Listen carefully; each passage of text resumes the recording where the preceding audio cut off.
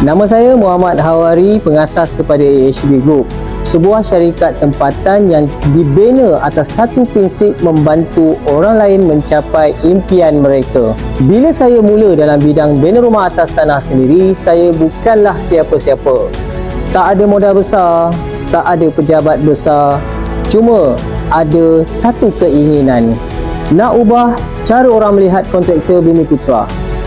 Saya dah tengok ramai orang tertipu, rumah tak siap, duit lesap, harapan musnah.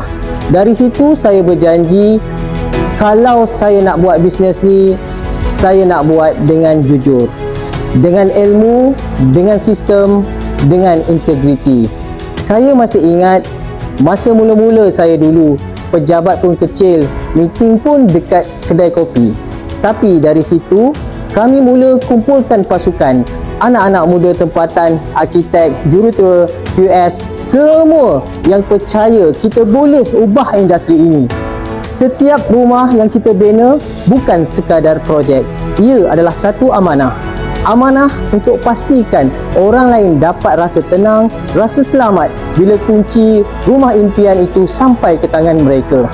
Dan hari ini, apabila saya berdiri di sini di pentas anugerah Bumiputra Business Excellence Award 2025 dan kami menerima anugerah Business Excellence Residential Design and Construction di hadapan tokoh-tokoh yang hebat, saya teringat semua penat lelah, jatuh bangun dan air mata pasukan saya selama ini.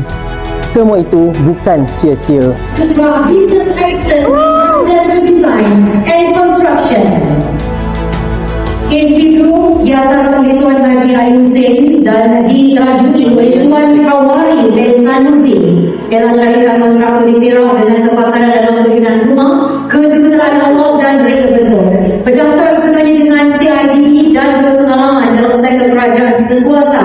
AHB Group menekankan kualiti, komitmen dan inovasi dengan tagline Realize Dreams. Syarikat ini kami membantu pelanggan merealisasikan rumah impian melalui projek pembinaan yang selamat, profesional dan berkesan. Anugerah ini bukanlah milik saya seorang. Ia adalah milik seluruh warga AHB Group, pelanggan yang percaya dan keluarga kami yang sentiasa menjadi tulang belakang. Kepada semua anak muda di luar sana, jangan tunggu sempurna baru nak berubah. Mulalah dengan apa yang ada. Buat dengan bersungguh-sungguh, buat dengan jujur. Rezeki berkat datang dari usaha yang benar. Saya percaya satu perkara, bila niat kita betul, Allah akan buka jalan. Hari ini mungkin kita kecil, tapi kita buat dengan ikhlas, suatu hari orang lain akan nampak hasilnya. Macam itulah kami di AHB Group, bermula daripada berdiri di sini bukan sebab kami hebat, tapi sebab kami tak pernah berhenti percaya. Dengan kepada semua pelanggan, rakan niaga dan pasukan yang terus bersama, saya nak ucapkan satu perkara, terima kasih kerana percaya pada kami semua. Perjalanan AHB Group belum selesai. Ini adalah permulaan. Banyak lagi impian yang kami nak realisasikan. Saya Muhammad Hawari dari AHB Group. Kami bukan sekadar bina rumah, kami realisasikan impian. Terima kasih.